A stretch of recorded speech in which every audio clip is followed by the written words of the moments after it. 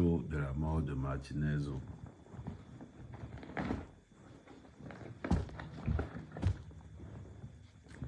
Il y a beaucoup de fausses informations dehors. Il y a beaucoup de fausses informations dehors.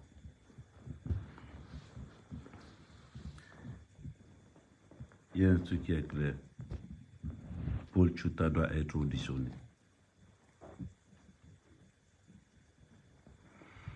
On remarque que dans l'affaire de Martinez, il y a beaucoup de zones d'ombre. En tout qu'on a cherché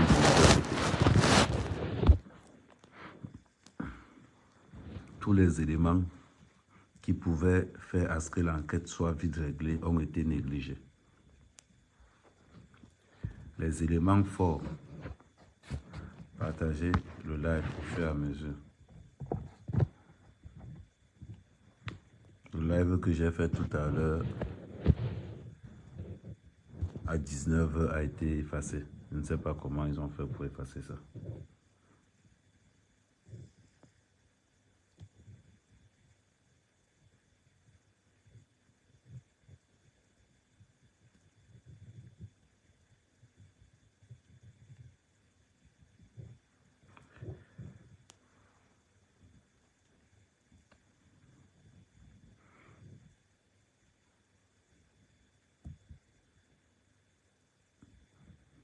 Voilà.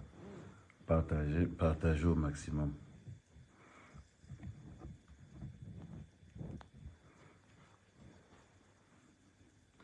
On va parler du jour où Martinez est mort. Je vous avais toujours dit que c'était un folklore. Les histoires que J. Tchouta, Boris, Valzero, toutes ces histoires qui montaient, c'était un folklore. Le jour où Martinez est mort,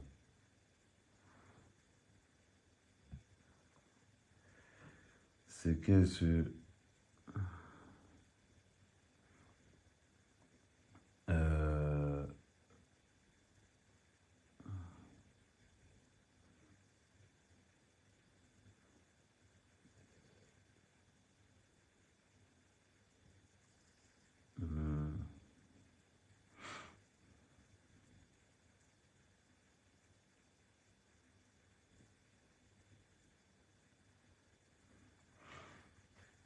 vous êtes attention, voilà.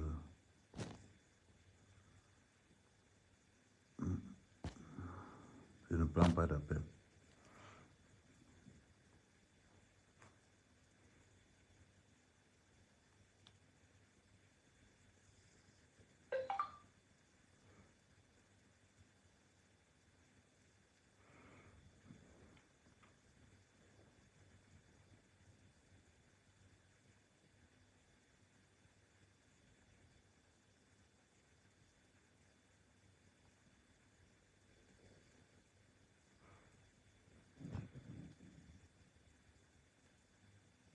Je prends mon autre compte. Oui, il faut prendre autre compte pour partager. Il faut prendre autre compte pour partager. Le jour où Martinez est mort, il faut comprendre que ce jour-là, à midi, Martinez était en contact de 4 personnes.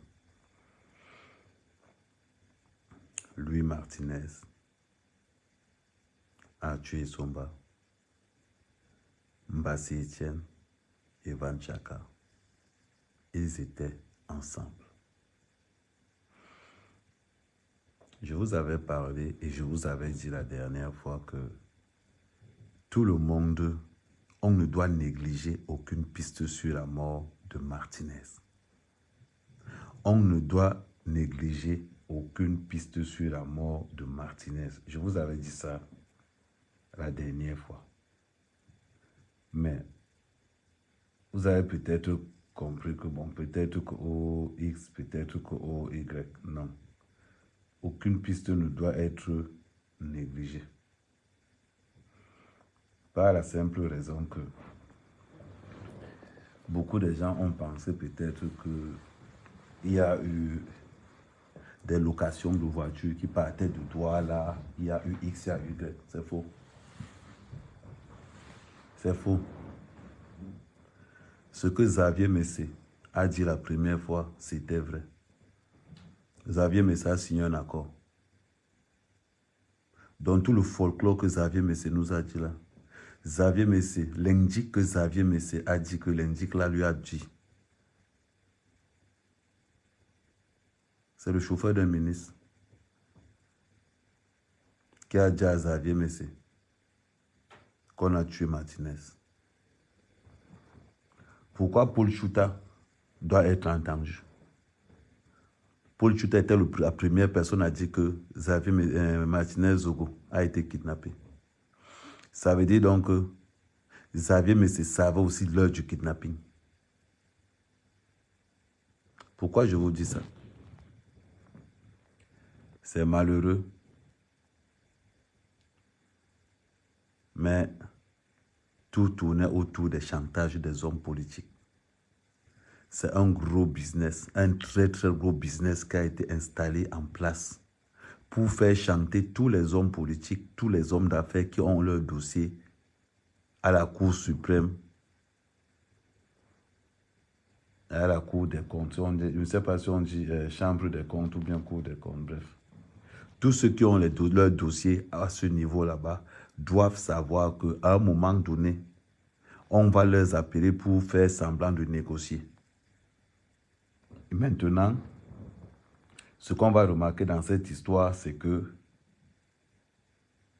Martinez était la vitrine du chantage d'un réseau mis en place par un système qui emploie ces gars.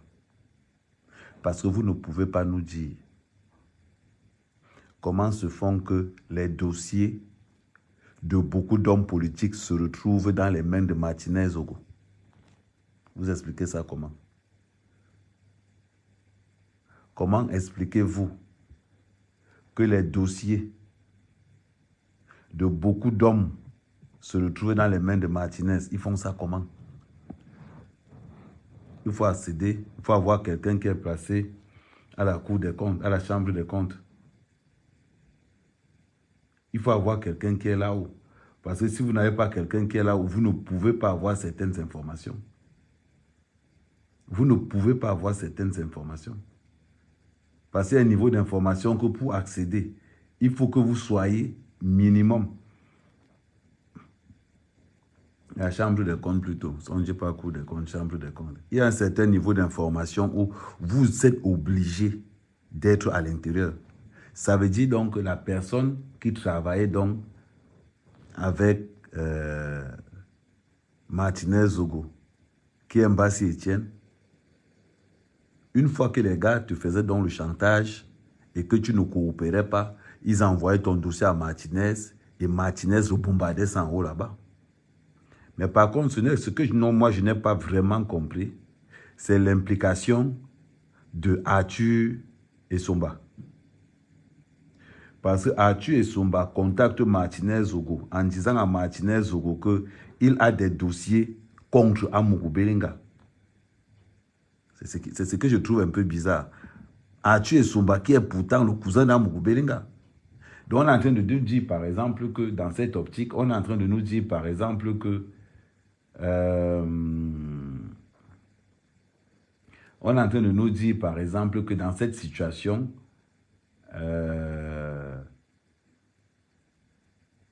Arthur et Somba ne s'entendent pas avec son oncle qui est Amougou Belinga pour pouvoir venir voir Martinez Zogo pour donner encore les informations pour qu'on bombarde encore Amougou Belinga. Parce que la partie est très complexe. Hein. La partie là est très complexe. Je ne prends pas d'appel des gens que je ne connais pas. Quelqu'un doit s'identifier. Si quelqu'un ne s'identifie pas, je ne prends pas son appel. Parce que quand on regarde, parce que vous mettez voilà, parce que la dernière personne à voir Martinez Zogo ce jour-là à 17h, c'était Arthur et Somba. Arthur Essomba vient prendre Martinez à midi. Lorsque Arthur vient prendre Martinez à midi, il y a Van Chaka qui est dans une autre tête de cochon et on a Arthur Essomba qui est dans une autre tête de cochon.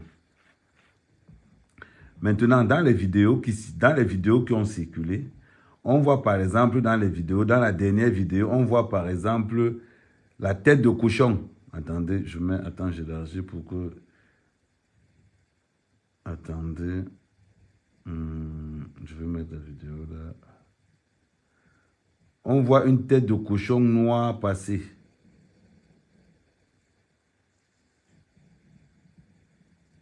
Donc, quelque part... Attends, voilà.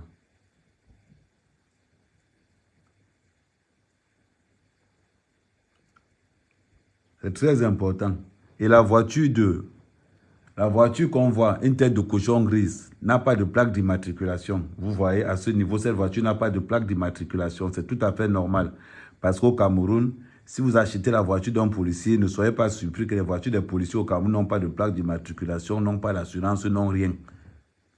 Si vous voyez une voiture au Cameroun qui n'a pas de plaque d'immatriculation, ne tentez même pas. C'est la voiture d'un policier, soit c'est la voiture de la femme d'un policier, soit c'est la voiture d'un policier ou de quelqu'un qui travaille dans le corps armé. La plupart des gens qui travaillent dans le corps armé au Cameroun ont des voitures qui n'ont pas d'assurance, qui n'ont pas de plaque d'immatriculation. Comme la voiture de Mbassi Etienne, 0 plaque d'immatriculation, mais par contre les papiers de la voiture sont faits au nom de sa femme.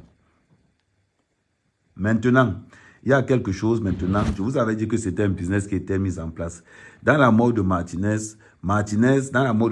tous ces gars marchent avec des cartes militaires, des cartes de service de renseignement. Quand vous entendez peut-être qu'on est venu kidnapper quelqu'un sans mandat, ou quand il y a un règlement de compte, les gars là viennent te kidnapper parce qu'ils ont des cartes militaires, ils marchent avec des trucs qui n'ont pas de mandat. Si vous vous laissez abattre, si vous vous laissez faire, vous aurez beaucoup de problèmes. Parce que ce sont des gars qui vont aller vous torturer, vous menacer. C'est ça. Maintenant, le jour où Arthur Essomba prend Martinez, il est midi. Il revient redéposer Martinez à 17 h. Mais à 16 h, Martinez est appelé par... à 16 h, Martinez est appelé par Van Chaka, qui lui donne rendez-vous à la station-service de Yannick Noah.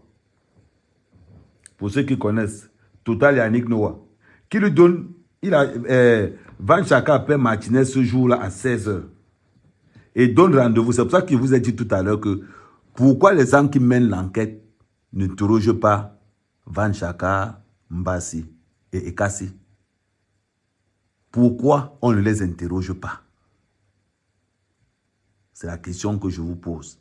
Et la question que je continue à poser. Pourquoi n'interroge-t-on pas ces personnes qui étaient là?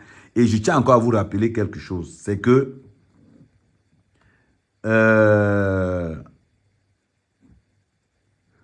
Van Chaka, lui, un jour avant l'assassinat de Martinez, repère 2 motos qui les filaient. Et Van Chaka a reconnu 2 gars de la DGRE qui seront arrêtés dans le commando qui a tué Martinez. Vous ne voyez pas qu'il y a trop de similitudes? Van Chaka est du même village que Danwe. Mais c'est bizarre, Van Chaka est toujours dehors. Donc voilà pourquoi je me pose la question que quand on dit qu'on mène une enquête, instruit par le chef de l'État, police, gendarmerie, je demande vraiment aux Camerounais, je demande vraiment au Cameroun, dans une enquête instruite par la gendarmerie, pourquoi la sécurité privée personnelle de Martinez Zogo n'a pas encore été auditionnée 2 mois après l'assassinat de Martinez Zogo? Est-ce normal? Pourquoi jusqu'à présent, Ekassi Alain n'a pas encore été auditionné par est-ce que c'est parce que Ekassi Alain est policier qu'on ne veut pas l'auditionner? Est-ce que Van Chaka Didier, est-ce que c'est parce qu'ils sont policiers? Et Van Chaka Didier n'est même pas policier. Lui, c'est un militaire de formation qui est sous le commandement comment il va dire? Lui, il est sous le commandement... comment on appelle encore sa zone Il est militaire deuxième classe. Un militaire deuxième classe qui est impliqué dans ce genre de choses. Les gars, vous ne trouvez pas que c'est trop? Vous ne trouvez pas que c'est trop? Demandez. 2 jours avant l'interview, c'est-à-dire qu'un jour avant la mort de Martinez, Van Chaka, au niveau de l'Umasque Hotel en Mbala 2, ils étaient avec Martinez, Mbassi et d'autres personnes. Van Chaka décale pour discuter avec 2 personnes qu'on arrêtera plus tard dans le commando qui a tué Martinez. Et jusqu'à présent, Van Chaka est toujours dehors. Van Chaka, c'est celui qui est en photo sur le lieu du crime en blouson blanc. Est-ce que ça ne vous pose pas un problème? Est-ce que ça ne vous dérange pas?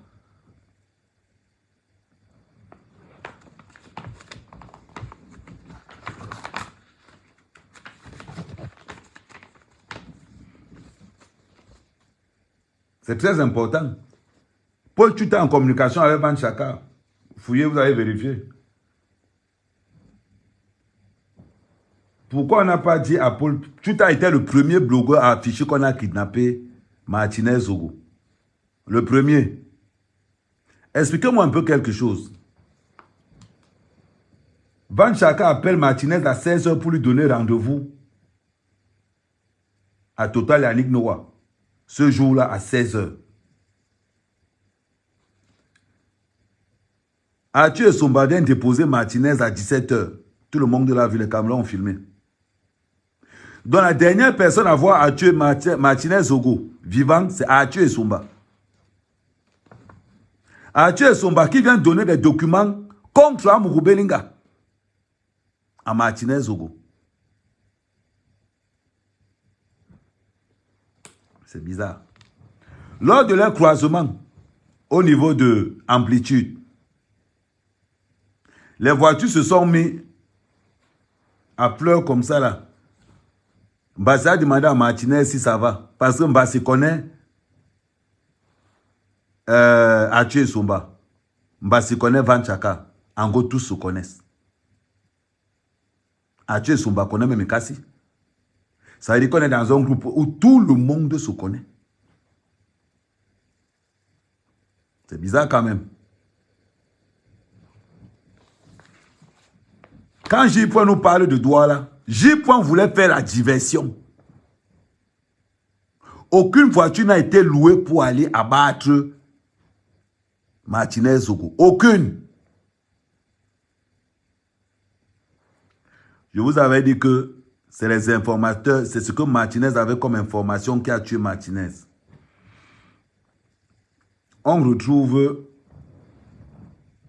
je vais vous dire qu'apparemment même c'est un déserteur. Si on regarde même bien, c'est un déserteur. Ça, c'est ce que vous dites là, c'est vrai. Monsieur les enquêteurs, convoquez Van Chaka. Un jour avant la mort de Martinez, il était en contact avec 2 personnes qui étaient dans le commando qui a tué Martinez. Ils étaient au niveau de Mbala 2, au niveau de Masque Hotel. Martinez était là avec Mbassi, avec d'autres personnes. Interrogez-les. Interrogez-les. Sauf si vous nous dites que vous ne voulez plus savoir ce qui se passe. Un jour avant, une des personnes que vous voyez sur la photo, la photo qu'ils ont prise dans un hôtel de la place. Je tais le nom de l'hôtel parce que ça peut donner une mauvaise image de l'hôtel. Voilà pourquoi je tais le nom. Un jour avant la mort de Martinez, Van Chaka, au niveau de Max Hotel en bas là, remarque 2 personnes en train de leur suivre. Van Chaka va vers les 2 personnes, il décale vers les 2 personnes, il leur demande que c'est quoi, ils ont parlé là-bas entre eux. Ces 2 personnes sont arrêtées plus tard dans le commando qui a tué Martinez. Je vous rappelle que Van Chaka n'a jamais été auditionné, Ekasi n'a jamais été auditionné, Mbassi n'a jamais été auditionné.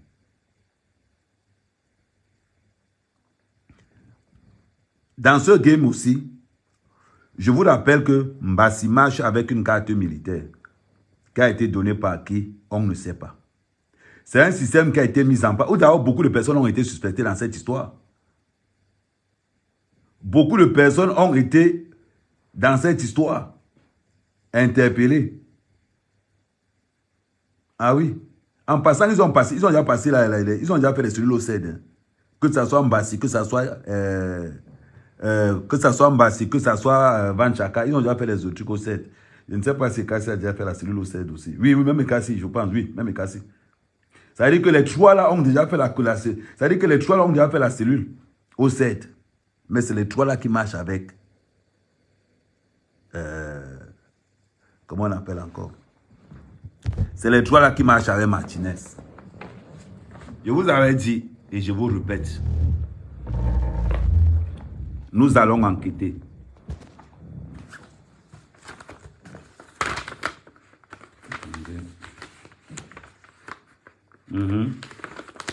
Parce que les 3 ont été interpellés. Il y a même une affaire pendant. Allez vérifier au niveau du tribunal militaire.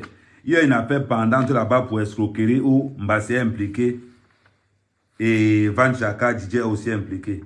Mais par contre, je ne sais pas si Ekasi est impliqué dans cette histoire aussi. Il faut aussi partager le live, ne vous inquiétez pas. Partagez le live. Voilà. Pourquoi moi, je ne fais plus confiance à... il y a un voice qui a circulé. Attendez. Il y a un voice qui a circulé. Attendez 2 secondes.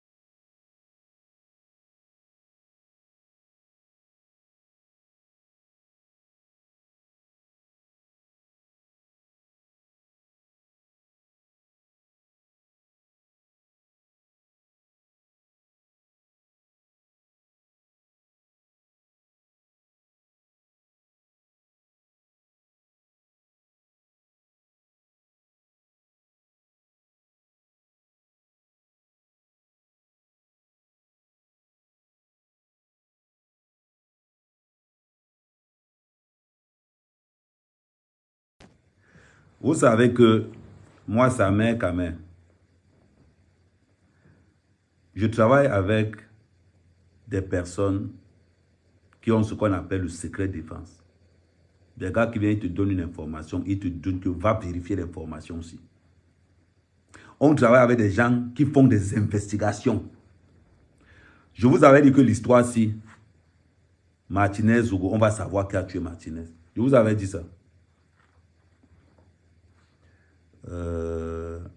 Attends. Je ne suis pas dans le noir. On ne sait jamais. Partagez pendant que vous êtes là. Bon, de toute façon, la page, ce que vous voyez, la page, elle est restreinte depuis un bon moment. C'est pour ça. Donc, je vous expliquais donc ceci. Vous savez, Quand on est dans le renseignement, il faut être droit. Il faut être clair. Quand on est dans le renseignement, sur certaines choses, on ne blague pas. Il faut être vrai et loyal. Quelqu'un qui vient avec un renseignement où il n'y a pas de preuve, tu es banqué. Le renseignement doit avoir une preuve. C'est-à-dire quand tu dis à quelqu'un que tel a fait ceci. Ce qui nous pousse à investiguer, c'est à partir du moment où on nous sort la photo, où on retrouve Ekassi sur la photo avec Van Chaka. Ce qui nous fait encore nous renseigner, c'est parce qu'on reçoit encore un voice où Ekassi est en discussion avec Mbombok. À partir de ce moment, les données changent. À partir de ce moment, la donne change complètement. Complètement. Voilà ce qui nous a poussé au renseignement. Allô? Allô? Oui, oui, bonjour. Bonjour. C'est Kassi Alain. Comment mon frère? Ah, je suis là. Mais ton nom bouge dans les réseaux sociaux là. C'est toi qui as envoyé. Mais tu m'avais envoyé des... Moi je croyais que tu m'avais envoyé pour montrer que c'est toi qui as travaillé à côté de Martinez bien avant comme tu disais, non? Mais quand c'est comme ça, tu me dis, je te donne certains détails de ce que toi tu veux informer. Moi je croyais que lancer, parce que voilà, croyant que... Non, moi je cause avec toi. Attendez, quand on fait un... Allô? Voilà la conversation qui a fuité dans les réseaux sociaux. Voilà la conversation qui a fuité dans les réseaux sociaux. Quand maintenant, vous voyez des choses comme ça,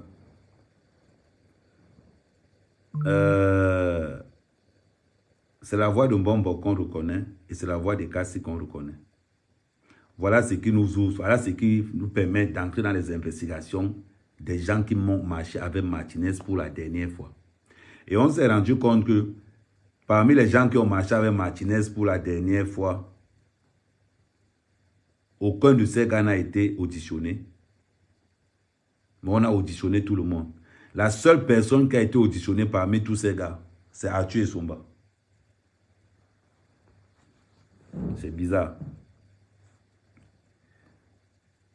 La personne qui a été alertée, et on se pose encore des questions, on est en train d'investiguer là-dessus.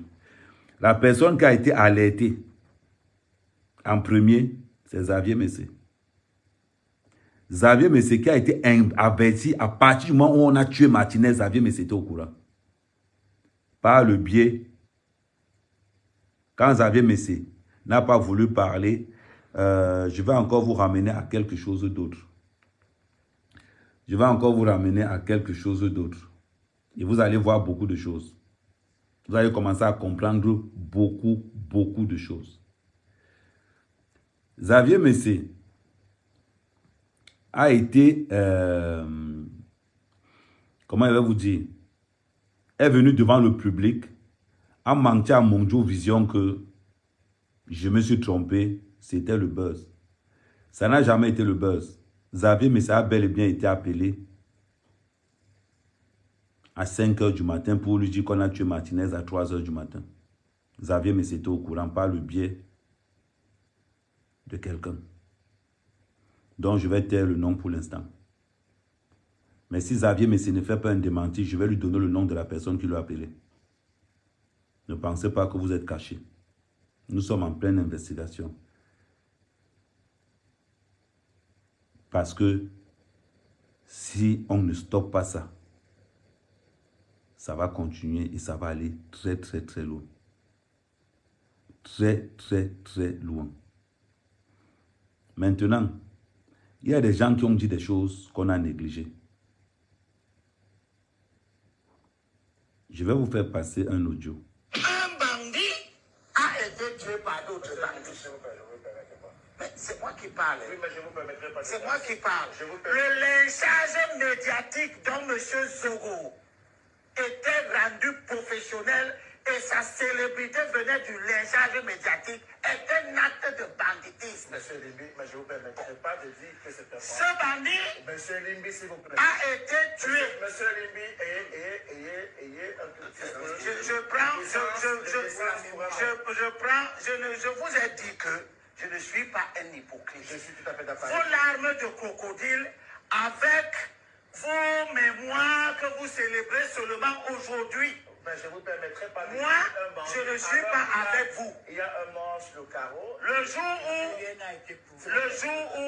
jour où vous ferez l'objet de lynchage médiatique. Ah ben, on en fait tous les jours. Moi, je dis, Le jour, non, vous n'en faites pas. Vous ne le faites pas à l'image ou à l'instar de ceux qui étaient devenus le papier hygiénique. revenons sur l'enquête qui a été commandée par le chef de C'est vous qui ne voulez pas me laisser Oui, parler. mais je vous Je suis permets- responsable de mes propos. Oui, sauf que C'était pas vous êtes vous. sur mon plateau et je suis Bon, responsable de je vous dis donc, sur ce sujet-là, ne m'invitez plus parce que pour moi, quelqu'un qui appartient à une bande de malfaiteurs, qui était mafieux comme les autres mafieux du groupe, qui se mangent entre eux, qui ont accepté de déroger aux règles de la République. Il a trouvé la mort dans ses agissements.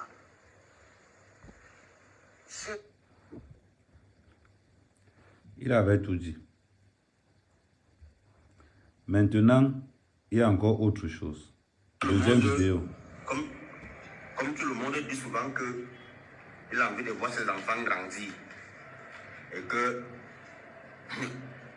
il n'a pas envie de monter dans la Prado noire surtout. Moi-même aussi. Vous avez peur, Père Jean-Jacques? Attendez. Donc, j'ai envie de monter dans la Prado noire. Monsieur Paul Désir, donc c'est moi qui demande la Prado noire. D'abord, même pour que je vive, je tire déjà pas la peau au quotidien. Hein? Donc, si maintenant il faut encore que non, pardon, excusez ma vie. J'ai fait ma part d'investigation, j'ai peut-être ma petite idée, mais il ne revient pas à moi. D'abord, je ne suis pas payé pour ça. Que les gens qui sont d'ailleurs le chef d'État instruit, la gendarmerie, la police pour mener cette enquête-là, ils sont d'ailleurs payés chèrement pour ça, qu'ils fassent leur travail et qu'ils nous disent ce qui a posé là. Mais moi, je vous ai dit, on nous a induit en erreur. Donc, laissez M. Jean-Pierre Mugobelinga loin dans cette histoire de Martinez. Et même Martinez ne peut pas accepter qu'on pose son deuil, son assassinat sur quelqu'un qui n'a pas posé l'acte. Martinez lui-même voudrait qu'il y ait la vraie justice. Et ça pose un autre problème. Moi, je dis encore, et vous allez me lire encore les lignes, sans dire des choses, je vais dire des choses. Oui. Ça pose un autre problème. Il faut savoir, et je le dis à tous ceux qui nous écoutent, les journalistes, les gens qui pensent dans des camps ou dans d'autres, ne croyons pas que être dans un camp nous garantit la survie. Parce que là où nous sommes là, c'est une affaire de... C'est plus gâté, hein. C'est-à-dire que même ton propre camp, que tu sais, peut soit te négliger, comme...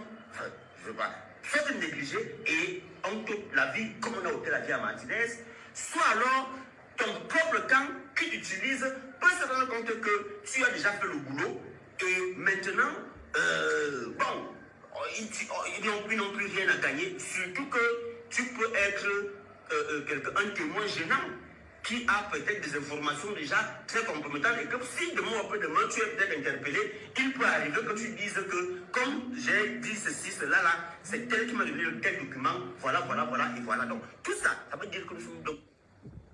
Voilà. Vous avez vu, ils ont fait des interviews bizarrement qui corroborent. Bizarrement. Des interviews qui vont ensemble. Et pourtant qu'ils n'étaient pas là. Comment est-ce qu'ils ont fait? Comment est-ce qu'ils ont fait pour avoir tous la même façon de faire? On nous a induit en erreur. Je peux vous confirmer qu'on nous a induit en erreur. On peut aller chercher l'assassin de Martinez, Zogolouan. Mais si on doit chercher l'assassin de Martinez, ça doit être entre Arthur et Somba. Van Chaka, Mbassi Etienne. On doit aussi chercher là-bas. Pourquoi on ne cherche pas là-bas? Je tiens à vous rappeler que tous ces gars-là que je viens de vous citer marchent avec des cartes militaires. Et je peux encore vous rappeler qu'une des personnes a un lien très particulier avec Dangwe. Parce que celui qu'on appelle Van Chaka est du même village que Dangwe. Van Chaka n'est pas à son premier coup de frappe. Van Chaka a d'abord escroqué le trésorier général payeur du Nord. Je vous avais expliqué ça aujourd'hui. Van Chaka a d'abord escroqué le trésorier général payeur du Nord de Marois. Pour y être plus précisément. Je vous avais annoncé ça dans mes prochains audios que la personne qui était chargée de l'enquête, la personne qui a insisté même pour qu'on arrête Van Chaka là-bas ou non, c'était le général commandant Lou Bazal, commandant de la 4e région de gendarmerie à Marois. Oui, il a été arrêté là-bas à l'hôtel. Imaginez-vous, un militaire 2e classe qui part escroquer un trésorier général payeur. Et les documents sortaient d'où? Les documents sortaient où? De la Cour suprême, à la Chambre de commerce. C'est là-bas où les documents sortent toujours. Mais c'est bizarre quand même. Ça veut dire que c'est un système qui a été mis en place pour escroquer les hommes d'affaires et les politiciens camerounais qui ont des démêlés avec la justice. Ça veut dire qu'ils sont là-bas, ils prennent les documents, ils viennent vous donner, ils vont à la cour, à la chambre, comment il va dire, ils vont à la chambre des comptes, ils ramassent des documents là-bas et ils viennent escroquer les gens en bas. Mais voilà la vérité. Qui dit que ces hommes ne pouvaient pas aussi tuer Martinez parce que Martinez avait décaissé l'argent sur un autre business? Quand Martinez disait que j'ai les dossiers là sortaient d'où? Je rappelle que Paul Tchouta faisait partie de ces gens-là. Mais demandez un peu à Paul Tchouta, est-ce que tu as eu à contacter ces gars? Voilà pourquoi Ibala disait tout à l'heure que mais essayez essayez aussi d'auditionner Paul Tchouta. Checker les téléphones de Paul Tchouta. Donc, il y a des choses qu'on ne peut ne pas négliger. Et personne de ces gars, aucun membre, et je vous confirme que aucun membre de la garde rapprochée de Martinez n'a été auditionné. Aucun. Vous trouvez ça normal? Quand vous avez l'information que Van Chaka était en contact avec deux membres des commandos qui ont tué Martinez, qui ont kidnappé Martinez plus tard. Quand vous entendez que la police n'a pas réagi, c'est parce que les gars marchent avec des cartes militaires et que les gars qui ont kidnappé Martinez Zougou sont connus tous des militaires parce que ce sont les militaires qui ont fait le job. Ils ont fait le job à combien? 50 000 francs CFA. Les gens qui ont été mandatés pour kidnapper Martinez Zogo et le tuer ont été mandatés, ont été payés à 50 000 francs CFA. La vie d'un journaliste, bien qu'il ne soit pas honnête, ne peut pas valoir 50 000 francs CFA. Ne peut pas valoir 50 000 francs CFA. Ceux qui sont chargés de l'enquête. Ceux qui sont chargés de l'enquête. Si vous aimez vraiment, si vous respectez vraiment les instructions données par le chef de l'État, convoquez-moi Ekassi. Vous convoquez Mbassi. Vous convoquez Van Chaka. Reconvoquez-la à nouveau. Parce qu'aucun de ces gars n'est honnête. Ils sont trempés dans des histoires d'escroquerie. Ils avaient aussi une bonne raison pour tuer Martinez. Qu'est-ce qu'il ne nous dit pas qu'Amougou a décaissé l'argent pour les payer? Qu'est-ce qu'il ne nous dit pas qu'un ancien membre d'un règlement de compte que Martinez avait fait s'est chargé de le finir une bonne fois pour toutes? Qu'est-ce qu'on en sait? Voilà pourquoi il faut réouvrir l'enquête et vraiment auditionner tout le monde. Et checker les téléphones de tout le monde. Regardez comment l'enquête s'est essoufflée. C'est là où on reconnaît les vrais patriotes. Regardez comment l'enquête s'est essoufflée. Imaginez-vous à quel point. Maintenant que J-Point a fini de faire son haut, comme les gars sont partis de Douala, les gars sont partis. Mais J-Point, prends le bic, tu prends le papier. Boris, prends le bic et le papier. Ceux qui ont tué Martinez, peut-être marchaient avec Martinez tous les jours. Ceux qui ont tué Martinez étaient dans les affaires avec Martinez. Je vous ai montré l'exemple. La garde rapprochée de Martinez, certains ont des dossiers actuellement au tribunal militaire. Certains ont fait tous ont fait la cellule au 7. Que ce soit Ikasi, que ce soit Bassi, ou que ce soit Vanchaka. Tous ont fait la cellule au 7. Et même personne n'a été interpellé. Et c'est eux qui étaient là le dernier jour où Martinez est mort. À midi, quand le jour de la mort de Martinez, quand Arthur Sumba vient rencontrer Martinez pour donner les documents comme quoi ils vont enfoncer à Mugubelinga. Van Chaka est là, Arthur Sumba est là, Mbassi est là. Pourquoi c'est seulement Arthur Sumba qu'on a auditionné? Pourquoi on n'a jamais auditionné Van Chaka ni Mbassi? Je vous avais dit que Mbassi a un point très fort. C'est que Mbassi a une relation familiale qui est à la Cour suprême, qui a eu à protéger Mbassi lors de l'escroquerie avec le trésorier général PR du Nord Cameroun. Pourquoi on n'entre pas de ce côté-là? Allez fouiller. Quand je donne les informations, allez aussi fouiller. Allez fouiller aussi.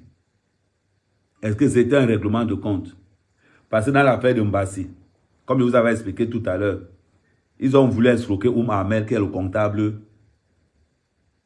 du ministère des Sports et de la FECAFOOT. Mbassi Etienne a monté un dossier pour escroquer Ahmed des centaines de millions de francs. Ça a marché même le premier coup. Ça a marché le premier coup. Mbassi a eu le courage d'aller filmer le ministre des Sports à Douala. Quand on a arrêté à Douala, il a montré une fausse carte militaire. Donc, et on a même, et en plus, le gros trafic de cartes militaires qui est à Yaoundé. On va parler de ça prochainement. Ça sera le prochain truc. Le gros trafic de cartes militaires qui est à Yaoundé est orchestré par qui? Point d'interrogation. Lorsqu'on a saisi le commandant, moi, quand je vous dis des choses, allez voir le commandant de Madagascar. Si quelqu'un a le numéro du commandant de Madagascar, là, appelez le commandant de Madagascar, demandez-lui que ce qu'Ahmed Kamer dit là, est-ce que c'est faux? On a transféré le dossier chez le commandant, on a saisi le commandant de Madagascar pour l'affaire de Mbassi. Il a dit qu'il ne pouvait pas, que c'était trop lourd pour lui. On a transféré l'affaire au CEMIL. On a donné l'affaire à Bell. Bell allait perquisitionner chez Mbassi. On a retrouvé les dossiers de Ahmed là-bas. Qu'est-ce que les dossiers qui sont... Normalement, des dossiers qui sont... comment je vais dire? Les dossiers qui sont... être gardés, les dossiers qu'on doit garder en lieu de sécurité se retrouvent dans la chambre d'un monsieur dont sa femme est dans le corps armé. Vous trouvez ça comment? Je ne sais pas. Dites-moi un peu. Parce que voilà, on est en train de couvrir qui? Moi-même, je veux savoir. On est en train de couvrir qui? Demandez si vous pensez vous-même. Dans la première affaire d'escroquerie, Mbassi et Kaza sont à l'intérieur. Au nord, là-bas. Les dossiers là sortaient d'où? De la Cour suprême. D'abord, les dossiers là sortaient. Ça veut dire que c'est une grosse mafia qui a été mise en place par qui? Je ne sais pas. Nous sommes en train de mener une enquête là-dessus, des investigations là-dessus. Comment se fait-il que les dossiers, par quel biais les dossiers sortent de la Cour suprême pour arriver aux mains de Martinez Zogo. Comment ça se passe? On va prendre le cas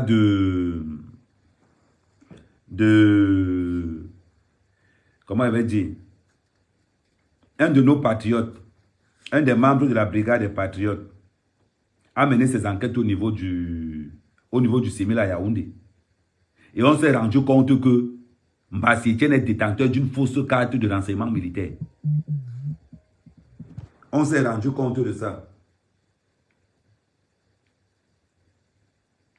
Allô? Allô?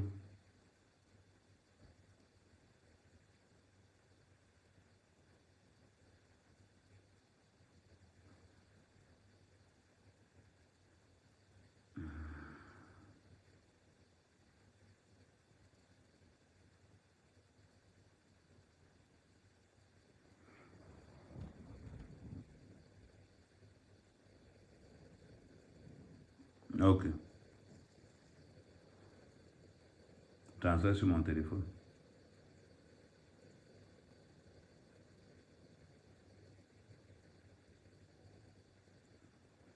Ouais, ça arrive. Coupe la partie essentielle. Coupe la partie essentielle, tu transfères. Parce que je ne peux pas passer ça comme ça directement. Coupe la partie qui est essentielle, tu transfères. Ok, merci. Donc, salut VP. Si tu as des questions à me poser sur la paix, tu peux monter, tu me poses les questions, je te donne toutes les réponses. Donc, s'il y a quelque chose qui ne va pas là, je vais te dire. Ben, on continue. Donc, Mbassi Etienne qui est le garde-corps de Martinez Zogo.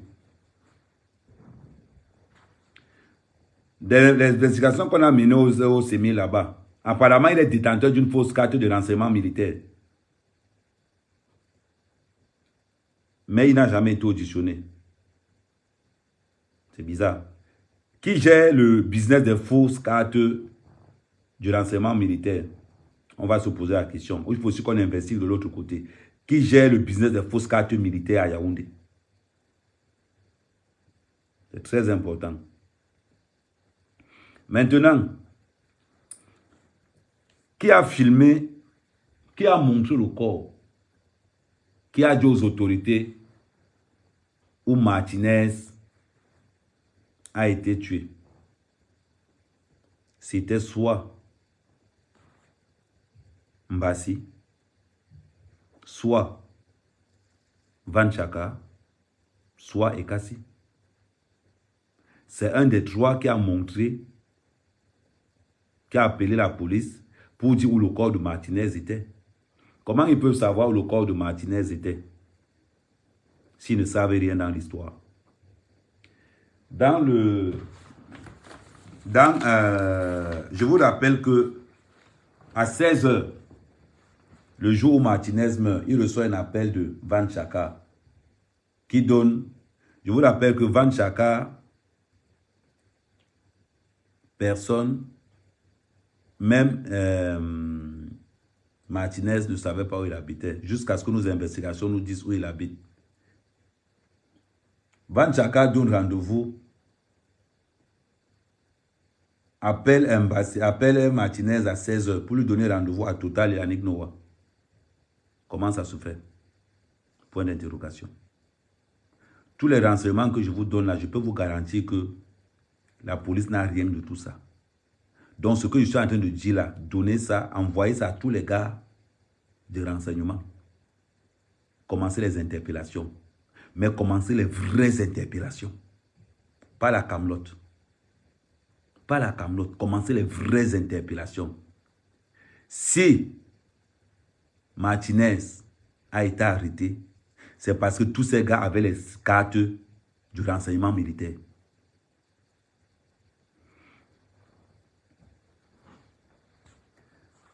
On va s'attarder sur le cas de Arthur Essomba. Son cas est un peu inquiétant. Pourquoi? Comment est-ce que Arthur Essomba peut venir voir Martinez en disant à Martinez qu'il a les documents contre son oncle Amougou Belinga? Je trouve ça bizarre. Je trouve ça bizarre. Je me pose encore des questions. Comment Martinez, avec tout ce qu'Amougou Belinga a fait pour lui, peut marcher avec des gens? Attendez. Je commence à voir comment le réseau est... Oh putain. Il y a le nom de beaucoup de personnes qui apparaissent. Il y a le nom de quelqu'un qui apparaît, que je connais bien, avec qui j'ai eu des altercations. Je pense qu'il faut que je contacte le colonel Mbankwi. Il faut que je contacte le colonel Mbankwi pour lui dire que est-ce qu'il sait qu'il y a un business des fausses cartes militaires, des fausses cartes de renseignement militaire dehors. Il faut qu'on se renseigne, il faut que je... Si le colonel Mbankwi est connecté, il faut dire au colonel Mbankwi qu'il y a un business de fausses cartes de renseignement militaire qui court dehors, qui ont pour rôle de racketter, d'organiser des escroqueries de gauche à droite. Ça veut dire qu'aujourd'hui, l'affaire Martinez-Zogo nous montre que ne faites pas confiance aux militaires. Faites plutôt confiance. Je ne veux même pas adresser ça au colonel Mbankwi. Je vais m'adresser directement au commissaire du gouvernement. Monsieur le commissaire du gouvernement, il y a un dossier dans vos locaux. Le dossier de Ahmed, où M. Mbassi Etienne est passé. Faites très attention avec ce monsieur. Il a marché avec Martinez-Zogo. Il n'a jamais été auditionné. Monsieur le commissaire du gouvernement, son dossier est là-bas pour escroquerie.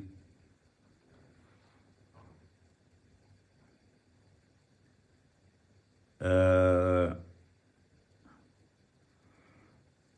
bizarre. C'est les mêmes noms qui reviennent. Vous avez remarqué que c'est les mêmes noms qui reviennent.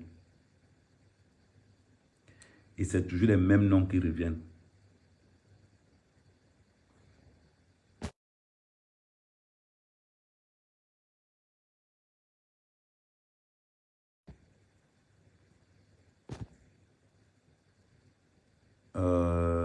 Non, je ne te prends pas. Non, pas je vais. Appelle-moi après, je ne te prends pas maintenant. On est dans un dossier sérieux, s'il te plaît. Je te prends après.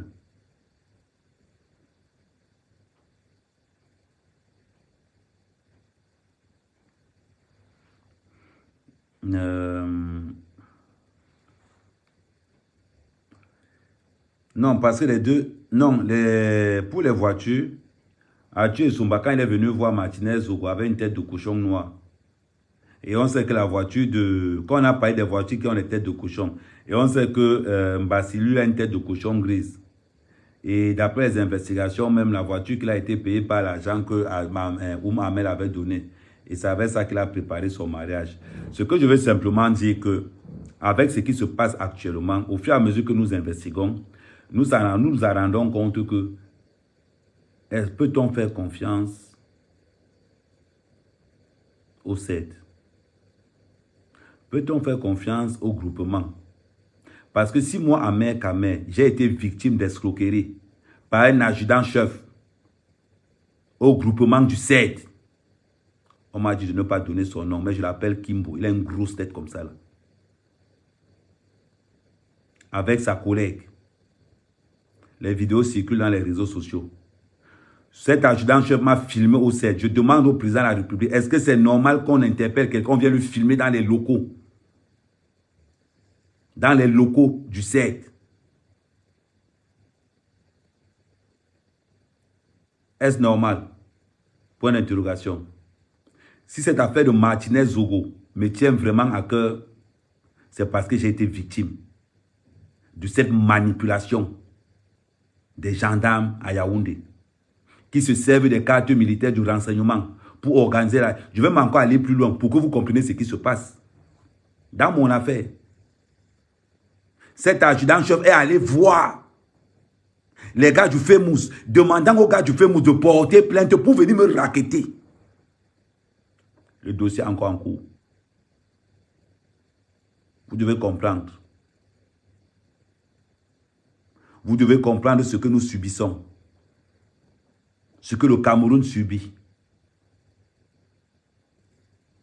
Ce que les Camerounais subissent. Nous formons des gendarmes qui viennent nous escroquer plus tard.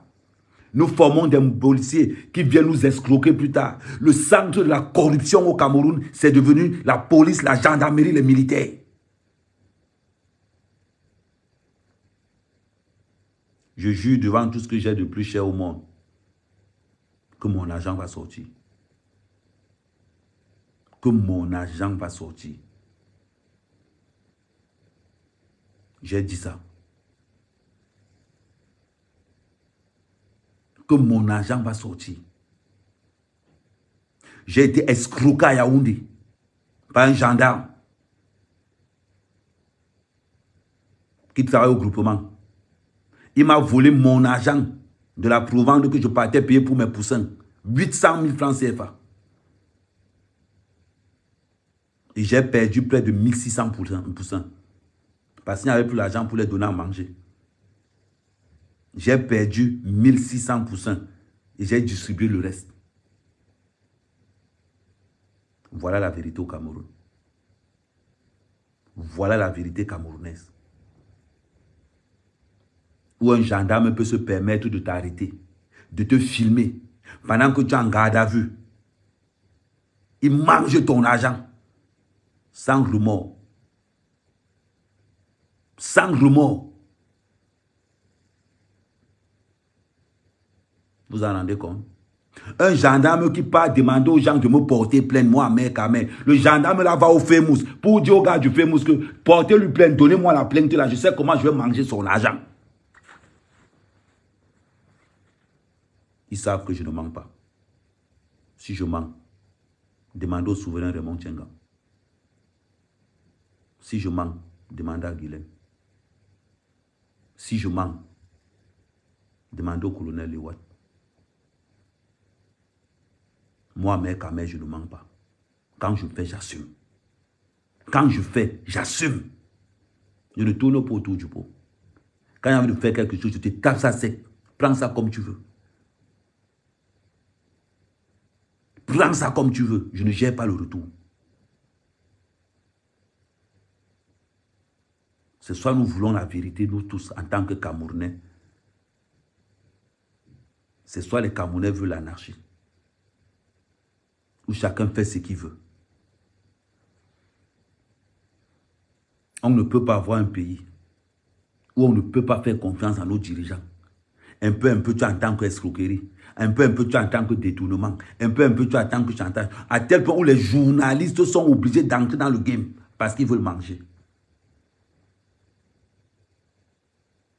On me demande que moi, mec à mec, je dois rester tranquille. Je travaille avec des Camerounais en qui je peux faire confiance. Je travaille avec des gars qui sont sains, des gars qui sont dignes. Voilà pourquoi le commissaire du gouvernement jusqu'à présent a tout mon respect. Parce que quand on m'a escroqué dans cette histoire, quand on m'a escroqué 800 000 francs CFA au groupement de gendarmerie, au CED, quand je suis arrivé devant le commissaire du gouvernement avec Guylaine, il m'a dit, petit frère, je gère ton affaire. Le commissaire du gouvernement a appelé tout de suite. Ahmed Kama a été victime d'escroquerie dans vos locaux. Je veux ça dit que montez-moi une enquête là-dessus expéditive. Il fallait voir comment les gens me regardaient au groupement de renseignement. Les gars étaient en train de me dire là-bas que, oh Ahmed Kama, tu es encore sur l'argent là. Il fallait voir tous. Tous savent que non, leur adjudant, je ne vais pas manger mon argent. Ils savaient ça tous. Mais ils m'ont regardé. Ils me narguaient. Ils me narguaient. Ils m'ont filmé dans leurs locaux. Je vais remettre la vidéo. Je vais remettre la vidéo dans mon téléphone. Je vais remettre la vidéo de quand on m'a filmé dans les locaux. Une vidéo qui s'est retrouvée dans les réseaux sociaux. Et vous voulez que nous croyons au Cameroun quand nous subissons ce genre de choses. Vous voulez que nous croyons au chef de l'État quand nous subissons ce genre de choses. Le prochain, c'est qui? On va se plaindre que les Mbenguistes ne viennent pas investir au Cameroun. On va se plaindre que non, les Mbenguistes ne viennent pas. Les Blancs ne veulent plus investir au Cameroun. Ça fait 3 mois que je suis en France. Pour un seul investissement, on me demande tous les documents.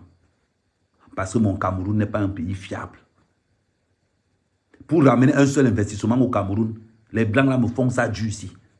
Un jour, on me demande tel document. L'autre jour, on me demande tel document. On ne fait que me demander document. Pourquoi? Parce qu'ils m'ont dit clair, on ne fait pas confiance à ton pays. Comment je vais leur dire qu'il manque quand je suis victime moi-même? Comment je vais dire qu'il manque quand moi-même je suis victime? Quand un Camerounais part de la France, vient s'installer dans son village, refuse de faire le njoka des hôtels à Yaoundé, Ahmed Kamé va s'installer dans son village. Je commence mon petit élevage de poulets. Je prends mes 3000 poussins, je mets là-dedans. Un gendarme m'escroque 800 000 l'argent de la Provence. Et il me filme dans le bureau. Parce qu'on l'a payé. Et pendant qu'il m'a arrêté, il a appelé Amoud. Il dit à Amoud que voilà ton gars que j'ai arrêté, non. Voilà ton gars que j'ai arrêté, non. Je jure devant que j'ai tout ce que j'ai de plus cher au monde. Le gars là va me rembourser mon argent. Pas la voie légale. Ne pensez pas que non, je n'ai pas les cartes militaires de l'enseignement voulu. Cette histoire, je ne peux pas la laisser passer. Je ne veux pas laisser passer cette histoire-ci. Si ça m'est arrivé, moi, mère Kamé, comment escroquer? Là où on se dit que c'est le temple du renseignement au Cameroun. Quand on te parle du CED, tu mets le respect dessus. Quand on te parle de la CEMIL, tu mets le respect dessus. C'est là-bas où on va escroquer, mec, à 800 000 francs CFA. Et je paie 1500 poulets. Vous voulez me parler de quoi? On vous a dit que j'ai peur d'entrer dans l'histoire de Martinez aussi. Non, je n'ai pas peur, les gars. Si vous avez peur de ces gars, moi, je n'ai pas peur de ces gars. Parce que l'adjudant qui m'a escroqué, j'ai vu le gars paniquer quand il a vu le commandant du groupement. Quand le gars a vu le commandant du groupement, j'ai vu l'adjudant chef là pisser sur lui. Le gars paniquait comme ça, j'ai dit que yes. Là où j'ai vu ce qu'on appelle que... Et le commandant de la brigade, le commandant du groupement, du CED m'a dit, Ahmed Kamé, l'ennemi du gendarme, c'est le gendarme. Je pensais qu'il mentait. Le gars qui m'a escroqué, le gars qui m'a menotté devant le Fémous, le gars qui m'a filmé. J'ai vu le gars paniquer devant. J'ai dit que je suis resté comme ça et confirmé que ce que le commandant du CED m'a dit, le commandant du groupement là, j'ai oublié son nom. Pardon, si quelqu'un a son nom là, il faut me donner son nom. Vous pensez que quoi? Que sur le dossier Martinez Zogo, je vous avais dit que quand les gars là vont se calmer, c'est là où je vais prendre l'affaire là. Je vous avais dit ça ou pas? Que quand les gars de la basse, les gens qui font le bruit là vont se calmer, c'est là où on va récupérer le vrai dossier maintenant. C'est là où on va commencer maintenant à enquêter ça. Personne par personne, maison par maison, case par case, cuillère par cuillère. Vous parlez de quoi? Vous pensez que l'affaire de Martinez me fait peur? Ben non, ça même c'est un jeu d'enfant pour moi. Ça ne me fait pas peur. Je vous avais dit que même si ça a Mourou-Belinga, que j'entends qu'il y a son nom dedans, il perd ma confiance. Je vous avais dit ça. Je n'ai pas de camp. Mon camp s'appelle la vérité. Mon camp, c'est le fils de la nation. C'est-à-dire que je suis vrai, honnête, authentique envers moi-même. On s'étonne comment les gars détestent le Cameroun. On s'étonne pourquoi certains benguistes détestent le Cameroun. Vous vous rendez compte que j'ai perdu 1500 poulets à cause d'un escroc qui se trouve au groupement du 7, qui me vole 800 000, qui me filme et qui me publie dans les réseaux sociaux. Vous vous rendez compte? Et qui peut fabriquer des faux trucs. Vous savez ce que le gars m'a fait faire là-bas au CED? Il me demande de fabriquer des faux trucs. Non, Patara, tu dis qu'avec moi, c'est sur Ahmed Kamé que ta carrière volée. Je ne donne pas ton nom, mais comme tu as été promu lieutenant, comme tu as été promu lieutenant et que tu t'es marié, et que c'est mon agent qui a fait ton mariage, que tu divorces le plus rapidement possible. Je vais te dire quelque chose.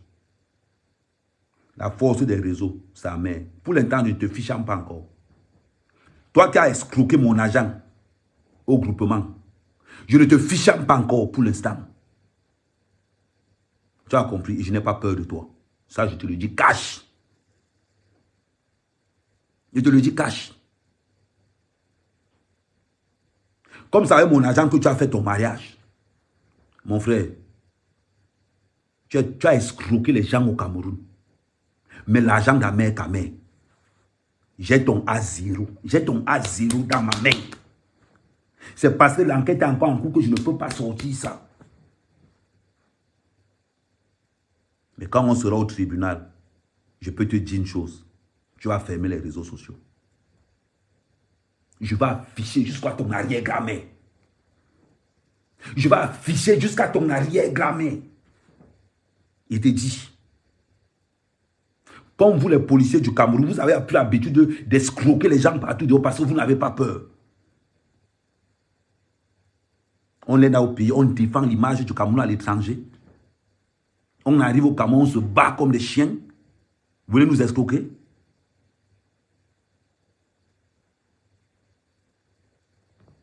Vous ne savez pas.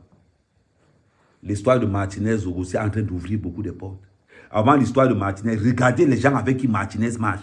Comment vous voyez qu'un commandant, un militaire de deuxième classe a le courage d'aller escroquer un trésorier payeur général?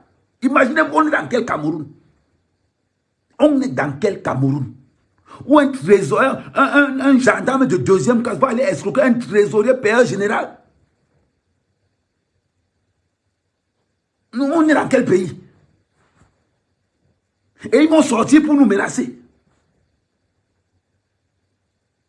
Non, les gars. Non. Vous n'aimez pas le Cameroun. Vous détestez le Cameroun. Après, on va s'étonner pourquoi la basse marche là dehors.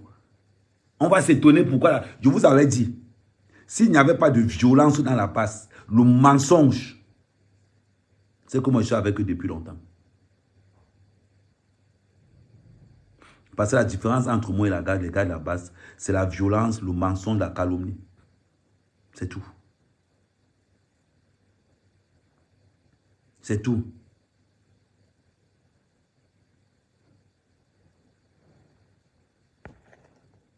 Vous êtes toujours là. Qu'un Camerounais vient investir quelque part.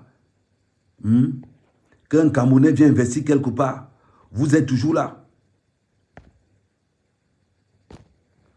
Vous ne voulez pas travailler. C'est vous les policiers qui avez le gros cœur. C'est toi qui gagnes 110 000. On te voit marcher en 4x4 dehors. Tu vois, va aller voir le mariage. Allez voir le mariage de quelqu'un qui gagne 110 000 francs, mon frère. Allez voir le mariage d'un policier qui gagne 200 000. C'est le feu. Vous parlez de quoi? Ils prennent l'argent là où? Ils construisent ces maisons comment? Et on veut l'évolution. Mais on veut l'évolution sur quelle base? On veut l'évolution sur quelle base? Sur quelle base? Sur quels critères? Le Cameroun de demain sera bâti sur quoi? Sur le mensonge?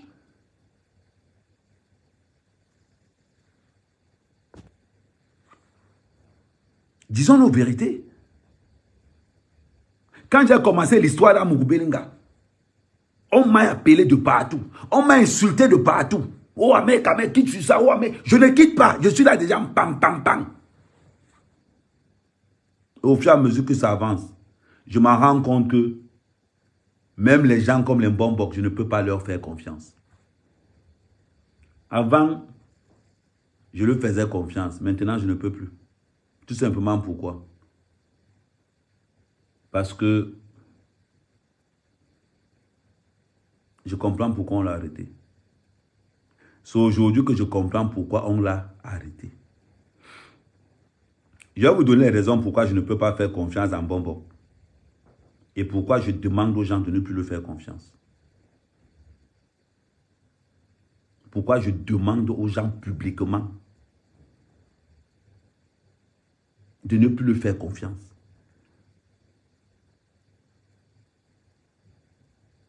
Parce que tu ne peux pas être avec quelqu'un. C'est un Bombok qui me contacte. Bombok me contacte. Mais je me rends compte d'une chose. Que quand j'écris un message en Bombok, je trouve qu'on me renvoie le même message par le biais de quelqu'un d'autre. Vous pouvez faire confiance à quelqu'un comme ça. Vous ne pouvez pas. Vous ne pouvez pas. Moi, sa mère, quand même. Je n'ai pas ma langue dans la poche. Quand tu as écouté mon live, Bombok, tu vas comprendre beaucoup de choses. Moi, sa mère, quand même, je n'ai pas ma langue dans la poche. Pas du tout. Mais je peux te garantir une chose.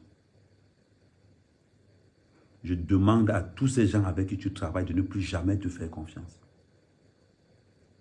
Jamais. Parce que tu n'es pas crédible dans tes propos.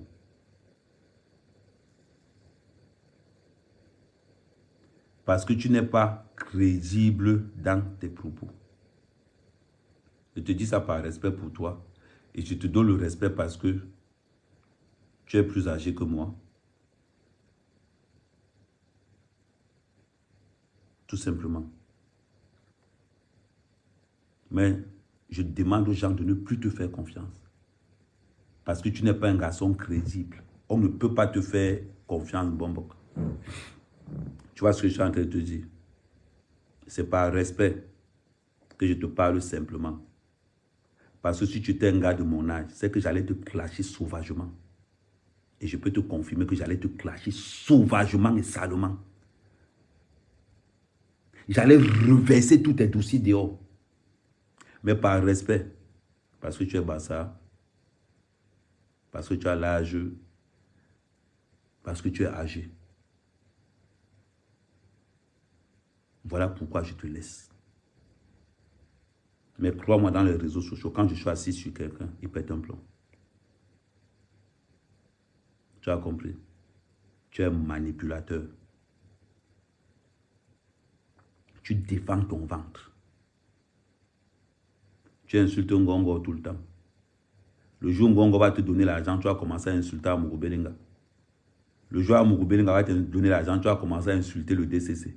Le jour où le DCC va t'insulter, tu vas commencer à... Tu critiques Martinez Zogo. Tu penses que tu es différent de lui.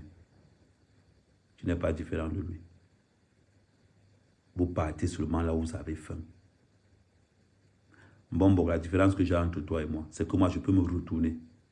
Quand je vois que la personne que je défends est en tort, je me retourne pour lui.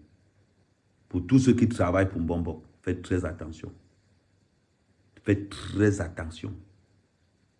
On ne peut pas faire confiance à ce gars. On ne peut pas. Ça, je vous le dis. Et je vous le confirme. Pourquoi je vous le dis? Pour la simple raison que quand Bombok me contacte, j'écris en Bombok. J'ai dit en Bombok. L'affaire se trouve à quel niveau? C'est bizarre quand même. Hein? Je retrouve le message que j'ai envoyé en Bombok. Le même message me revient par le biais d'une autre personne 4 heures plus tard.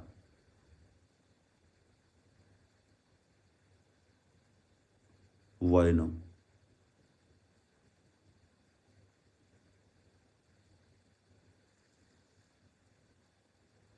Ce n'est pas une question de doubler. Je ne suis pas là pour l'argent, je vous ai toujours dit ça.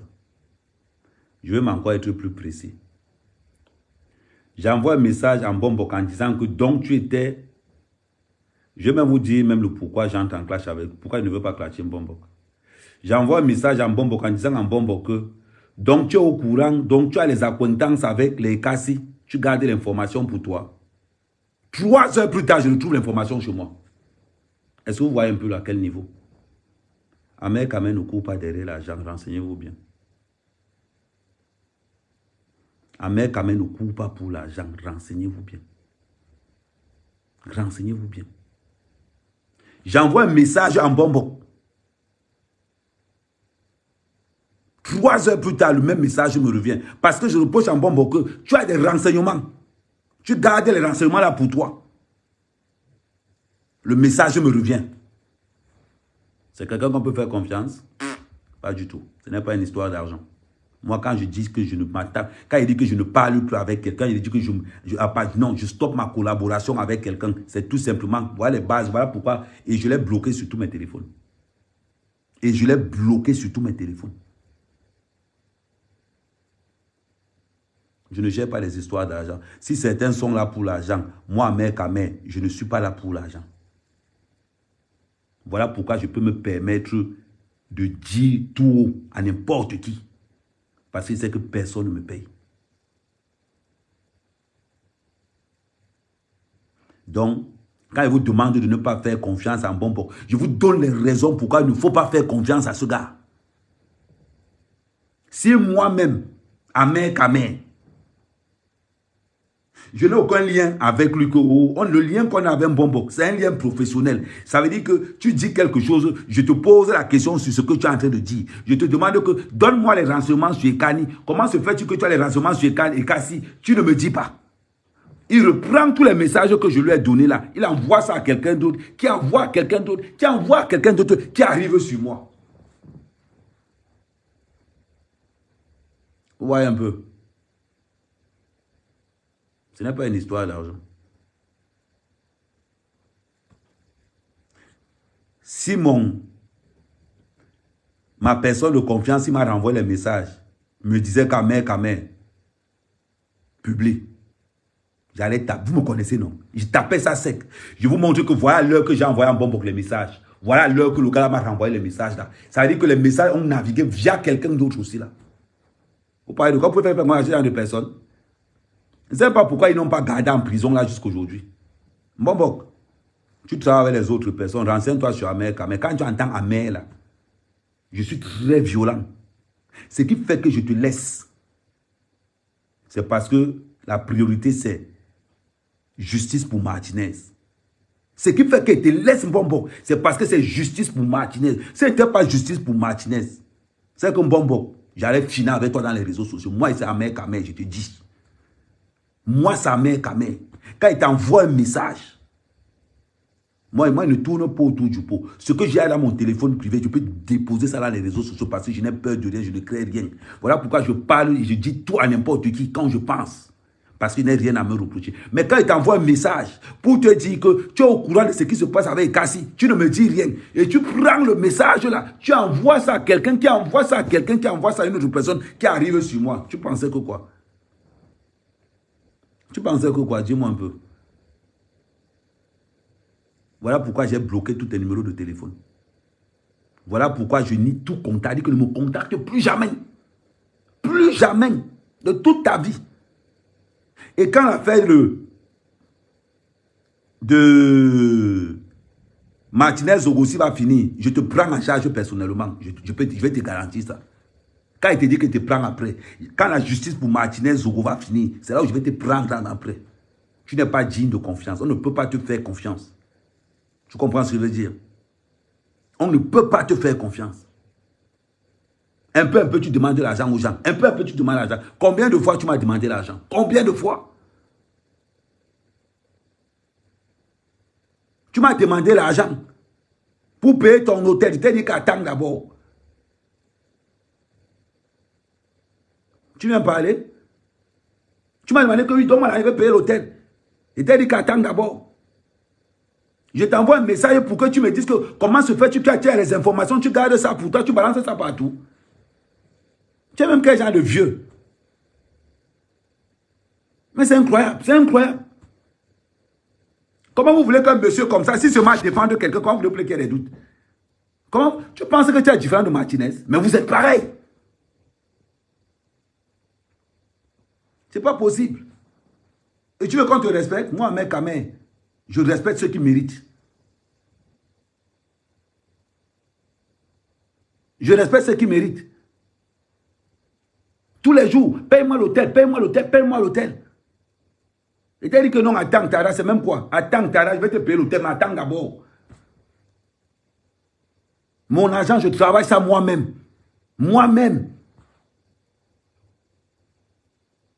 Et je t'envoie un message, en te disant que... Et je t'envoie un message en te disant que... Attends.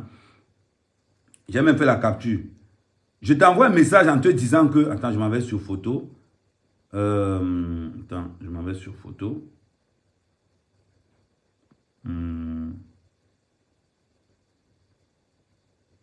Je t'envoie un message en te disant que tu caches trop d'informations.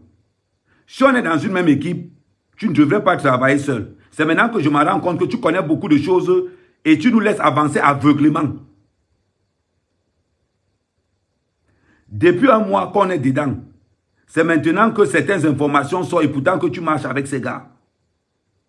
Voilà le message que j'ai envoyé en bonbon. Maman, 34 minutes plus tard, le même message me revient par quelqu'un d'autre. Le même message me revient par quelqu'un d'autre. Vous savez que moi, Ahmed Kamel, je ne manque pas.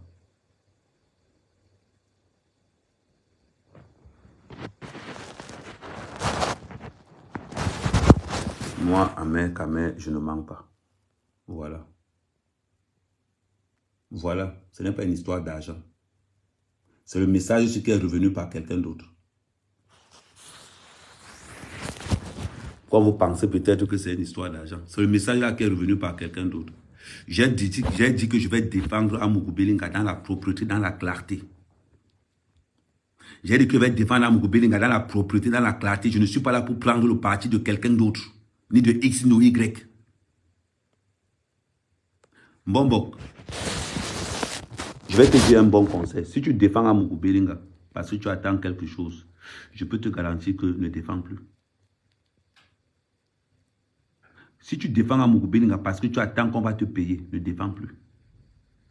Parce que quand tu vas défendre Amougou Belinga, les gens auront l'impression que Amougou Belinga t'a donné l'argent pour attaquer Ngongo.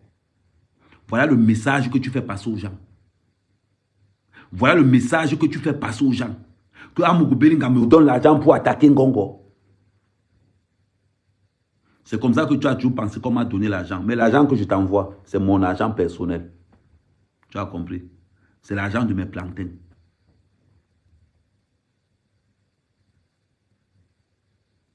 Moi, je suis un gars très vrai. Renseigne-toi, on va te dire. Peut-être les autres tournent en cachette. Ahmed Kamel, renseigne-toi dans les réseaux sociaux.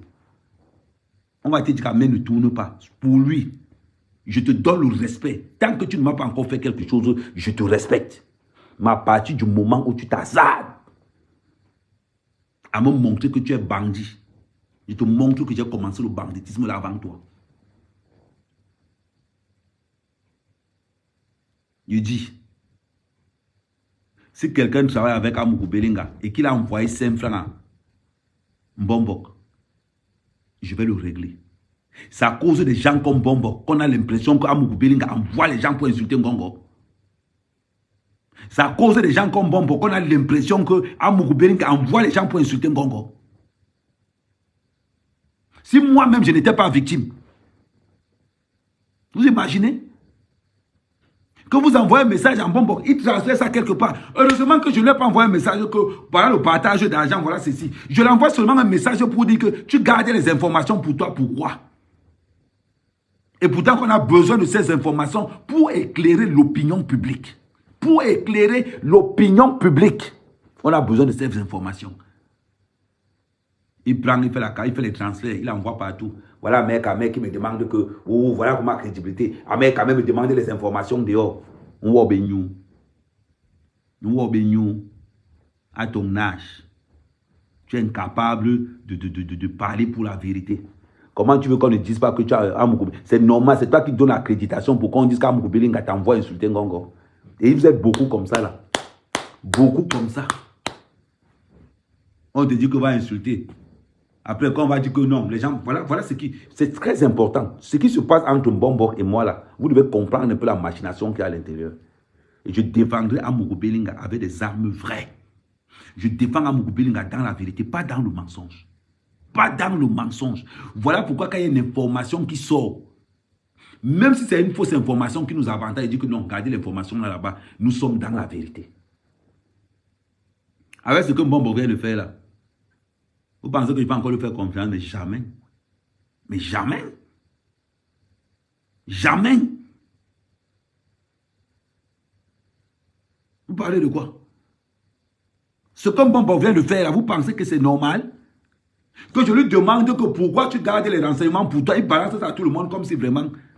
Hey, Agnambe. Mais pourquoi quand tu me demandes l'argent, quand tu me demandais l'argent, pourquoi tu n'as pas balancé ça aux gens? Pourquoi quand tu me demandais l'argent pour payer l'hôtel, pourquoi tu n'as pas balancé ça aux gens aussi? Mais il faut aussi balancer ça aux gens. Il faut aussi dire aux gens que je demande à ma mère l'argent pour payer l'hôtel. Il faut aussi dire ça aux gens. Je te mets à côté. Je vais te récupérer après la justice pour Martinez. Ne t'inquiète même pas. Tu ne peux pas me louper. Je ne peux pas te louper. Bon, je vous laisse. C'était Ahmed Kamel, le fils de la nation.